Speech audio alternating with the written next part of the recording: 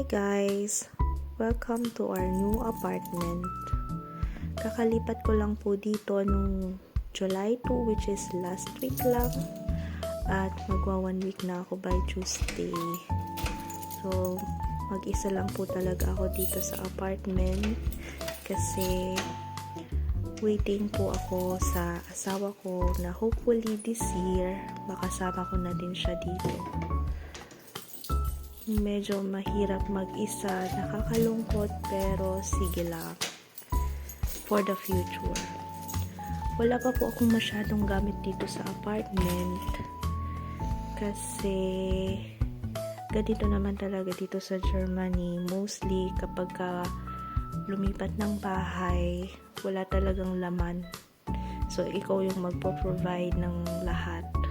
So, luckily, yung mga naiwan dito na mga gamit is binili ko po sa kaibigan ko na before na naunang tumira dito.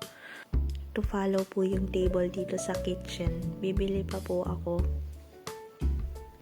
Punta naman po tayo dito sa may balkon. Maliit lang po yung balkon.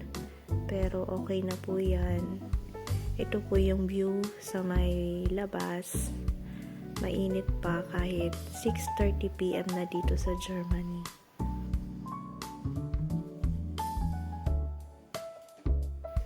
Ilak muna natin yung pinto.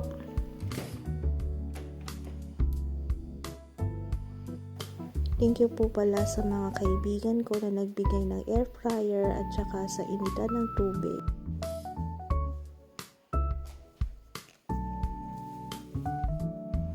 Ito po yung ref. Mga basic lang po na pagkain ang nandyan. Yung usual ko lang na kinakain at inuulam sa araw-araw. Isara nating mabuti yung ref kasi sayang yung kuryente. Mga utensils. Tapos sa ilalim yung mga kawali at saka kaserola. Ito yung mga plato. At syempre yung mga baso. Andito naman po yung mga foil, black papier, plastic, yan.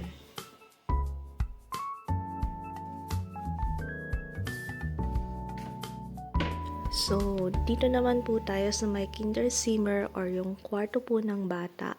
Since wala pa po kaming baby, magiging parang office area muna po ito. Ito po yung view namin sa labas. Yan po yung sa may front area po ng apartment.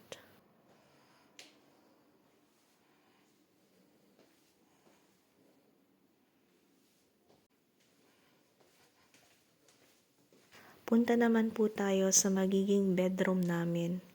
Yung bed po is to follow pa. Yung cabinet is kaka-order pa lang. Dadating pa lang next week. Ito naman po yung Wohnzimmer or yung living room pansamantala. Dito po ako natutulog kasi nandyan yung sofa. Mga gamit ko po andyan pa. Andito yung picture namin mag-asawa. Syempre favorite picture ko yan. Kaya nilabas ko na siya agad.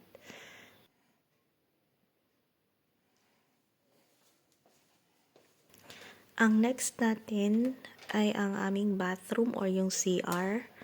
Maliit lang din po siya. Yung washing machine ko, kakabili lang po at ako lang din po yung nag-install niyan. Kasi since nandito tayo sa Germany, independent woman tayo.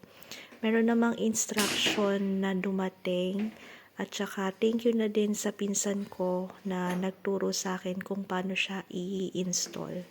Pag naligo, kailangan isara yung glass door para hindi lumabas or tumalsik yung tubig sa buong CR. Buti na lang merong cabinet dito sa CR, maliit lang siya at kasya yung mga gamit mo o yung mga pang personal care mo. Like yung pang mukha mo, pang toothbrush, nandyan din yung blower, mouthwash, yan, nandyan silang lahat. Marami pa pong kulang na gamit. Sa ngayon po, tiis-tiis muna tayo. at may awa po ang Diyos, makukumpleto din natin sila. Yun lang po. Dankeschön. Tschüss.